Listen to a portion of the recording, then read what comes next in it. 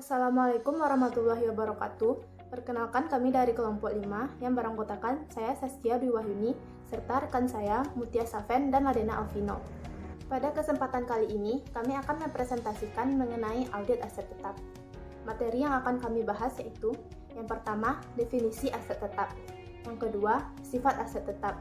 Yang ketiga, contoh aset tetap. Yang keempat, tujuan pemeriksaan aset tetap. Dan yang kelima, prosedur pemeriksaan aset tetap.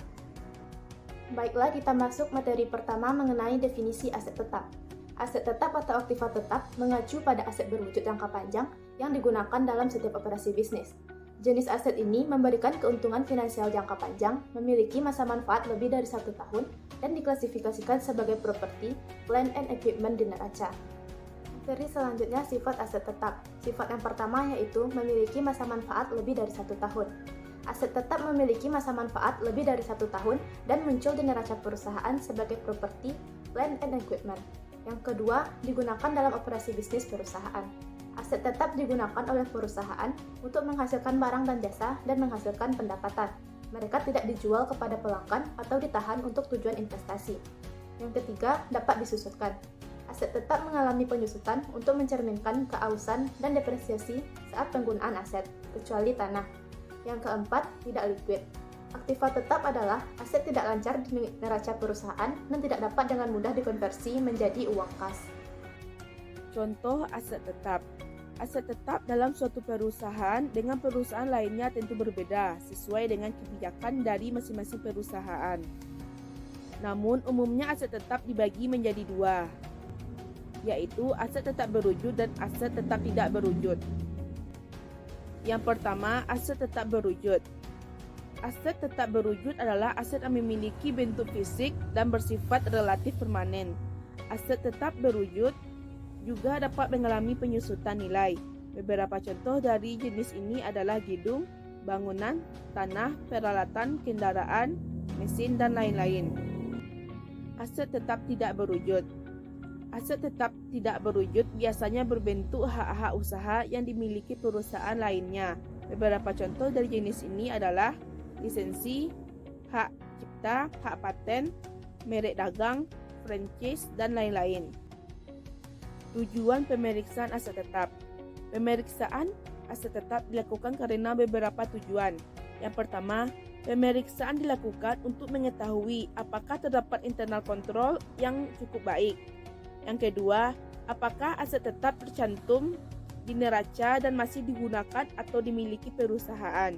Yang ketiga, pemeriksaan dilakukan untuk mengetahui apakah aset tetap yang diperiksa selama tahun berjalan merupakan capital expenditure dan diotorisasi oleh pejabat yang berwenang dan didukung bukti-bukti yang lengkap dan benar.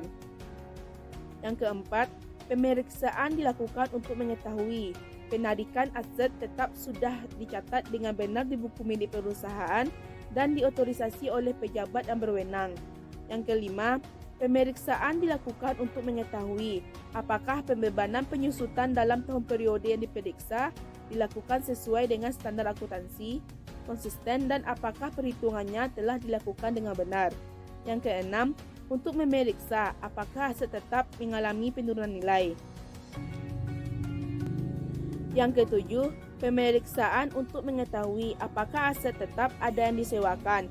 Jika ada, sudahkah pendapatan diterima perusahaan?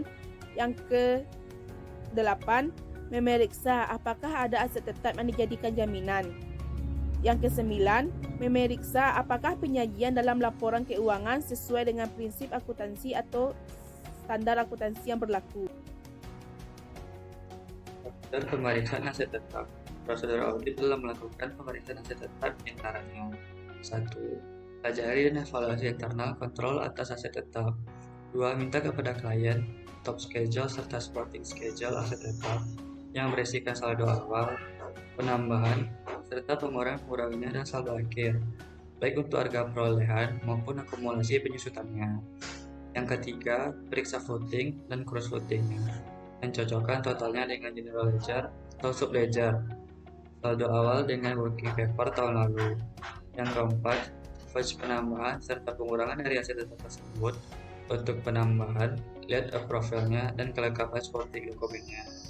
Untuk pengurangan dapat dilihat dari otorisasinya dan jurnalnya apakah sudah cetak dengan betul. Misalnya, bila ada keuntungan atau kerugian atas penjualan aset tetap tersebut. Selain itu, periksa penerimaan hasil penjualan aset tetap tersebut. Yang kelima, periksa fisik dari aset tetap tersebut atau dengan cara tes basis. Dan periksa kondisi dan nomor kode dari aset tetap. Selanjutnya, periksa bukti pemilihan aset tetap tersebut untuk tanah, gedung, periksa sertifikat tanah dan IMB atau izin mendirikan bangunan, serta SIPB, surat izin penempatan bangunan. Kalau untuk kendaraan, periksa BPKB dan STNK-nya. Lalu, buat analisis tentang perkiraan repair dan maintenance, sehingga kita dapat mengetahui apakah ada pengeluaran yang seharusnya masuk dalam kelompok capital expenditures tapi dicatat sebagai revenue expenditure. Selanjutnya, periksa apakah aset tetap tersebut sudah diasuransikan ke insurance coverage-nya cukup atau tidak. Lalu, tes perhitungan penyusutan. Cross reference angka penyusutan dengan biaya penyusutan. Diperkirakan dengan laba rugi dan periksa alokasi atau distribusi biaya penyusutan. Lalu selanjutnya, periksa notulen rapat dan kredit, jawaban konfirmasi dari bank untuk memeriksa apakah ada aset tetap dijadikan sebagai jaminan atau tidak. Dan jika ada, maka hal ini perlu diungkapkan dalam catatan atas laporan keuangan. Selanjutnya, periksa apakah ada komitmen yang dibuat oleh perusahaan untuk membeli atau menjual aset tetap. Selanjutnya, untuk konstruksi dalam proses, kita periksa penambahannya dan apakah ada konstruksi bangunan dalam proses atau construction in progress yang harus ditransfer ke aset tetap. Selanjutnya, jika ada aset tetap yang diperoleh melalui leasing, periksa lease agreement dan periksa apakah accounting treatment-nya sudah sesuai dengan standar account leasing. Lalu selanjutnya, periksa atau tanyakan apakah ada aset tetap yang dijadikan bangunan kredit di bank. Lalu selanjutnya, periksa apakah ada aset tetap yang disewakan. Lalu, periksa apakah aset tetap mengalami penurunan nilai atau harga. Yang terakhir, periksa penyajiannya dalam proses keuangan. Apakah sesuai dengan standar akuntansi keuangan Indonesia seperti SAK atau ETAP atau IFRS. Baiklah, sekian yang dapat saya sampaikan dan kelompok saya.